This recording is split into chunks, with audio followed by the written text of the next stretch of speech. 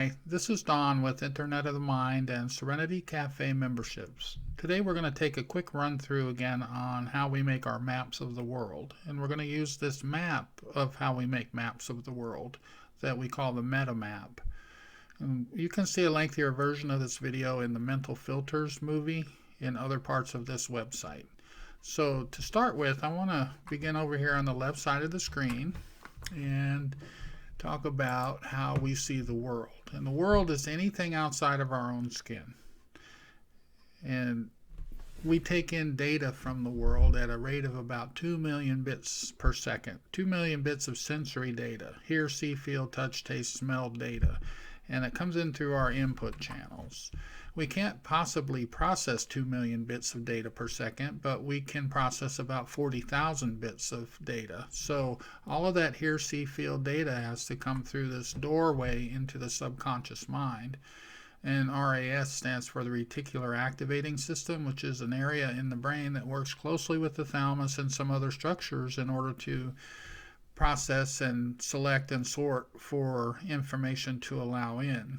And I like to think of it as the doorman to the subconscious mind, because the reticular activating system filters out anything that doesn't fit with our mental filters, anything that doesn't fit with our existential positions, in other words, or our core beliefs, or our limiting beliefs, whatever you want to call them. These are beliefs that we've accumulated over the course of our life that form these mental filters. And the mental filters are basically a list that the doorman to the subconscious mind holds on to decide which data gets into the subconscious and which gets deleted or distorted. So there are three processes the reticular activating system uses. One of them is generalization, and that generalization is the belief we're talking about. If I have a strongly held belief and information tries to get in that does not fit that belief, then the doorman will delete that information. And if he can't delete it, then it will distort the information. Now, I'll give you an example of how this works. Let's say the generalization is by a guy named John who comes into counseling stating, "My problem is that I don't feel worth caring about." Well, the therapist notices John's been married 15 years, and so he asks about the wife, and John says, "No, she doesn't even care about me." He couldn't give a reason why she stayed with him 15 years, but he is convinced that she does not care about him either. So the therapist asks to come over to John's house on Saturday and just hang around and just let his wife know that he's just there to visit for a little bit, and then they talk about it in session next week. So Saturday comes and goes, and when John meets with the counselor in the next visit, the counselor says, "John, I don't know about you, but I counted 63 caring messages from your wife to you on Saturday, the 2 hours that I sat around the house." John says, "What are you talking about? I didn't even hear one." Well, the therapist pulls out a tape recorder that he had going the whole time, a little handheld tape recorder that he had in his pocket, and he says, "Here we go, and we'll listen to this." And sure enough, there were 63 messages from wife to husband that could be considered caring.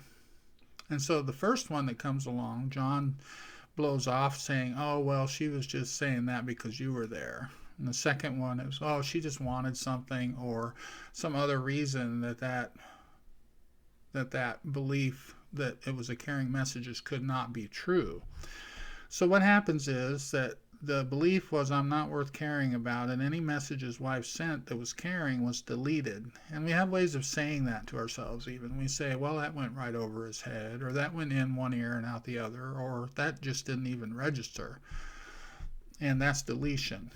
And if we can't delete incoming data that doesn't support our mental filters, then the subconscious mind will distort that, and we'll use defense mechanisms to twist and distort that incoming data that can't be deleted. For instance, "She just wanted something," or "She was just saying that because you were there." Those are distortions based on mental defenses that protect the strongly held personal beliefs that make up that list of mental filters. So the mental filters we have are all about beliefs. We have beliefs about our identity, beliefs about our values, beliefs about our beliefs, beliefs that we make during all of our memories and experiences throughout the course of our life. We have beliefs about the programs that we employ, like how to build an engine or how to behave in public or how to do our job. We have beliefs about survival.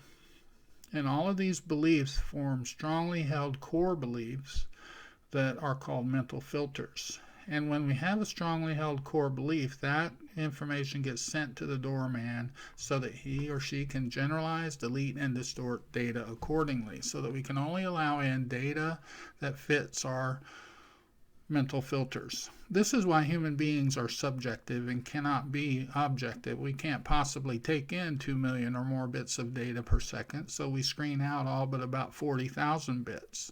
And that's a best case scenario. And so the mental filters then make up a map that we have of different kinds of things. Like I have a map for how to tie my shoe.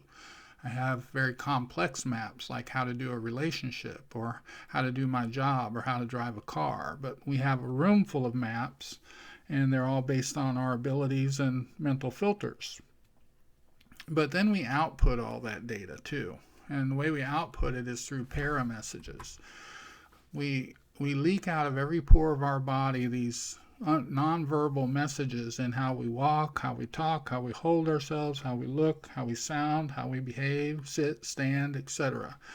It leaks out of every pore of our body at a rate of about 2 million bits of data per second. So let me make this real for you too. Let's say that John is also codependent, and he's just gotten out of a third codependent relationship with an addicted woman.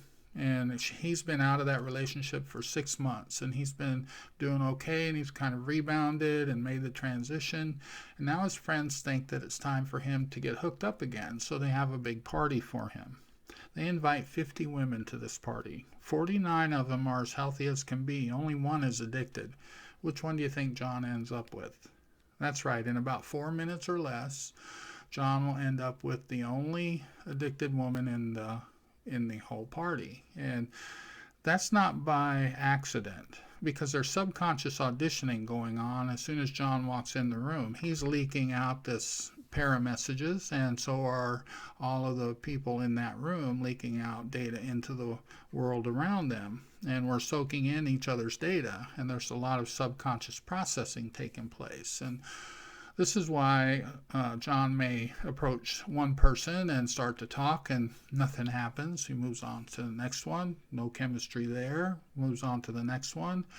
Oh, there's a little spark, and then the spark takes off, and it's a little wildfire. And now there's a lot of interaction, a lot of fun, and before you know it, John has picked his next codependent relationship. And that's because these paramessages are like pheromones. Consciously, we're looking for the good stuff, and consciously, we're hoping for the best. But subconsciously, our picker is not broken. It's working just fine. It's helping us pick out someone with a love map that is compatible with my love map. So the subconscious auditioning is looking for compatible love maps, and when two people with compatible love maps and a little bit of attraction meet, then there's chemistry. That's right, the sparks fly or the earth moves or whatever. And if there's not a compatible match, then there won't be any chemistry. In fact, in codependent relationships, I ask people, was there ever anyone who ever treated you with respect and honor and dignity? And if so, what happened? And of course, there's always that one person. Yeah, there was that one guy. He was really nice. He was a good guy. Well, what happened to that relationship? I don't know. We just didn't click, or it just kind of filtered out, or we just stopped calling each other and didn't work. In other words, there was no chemistry. And until that chemistry is there, there's nothing to really connect with.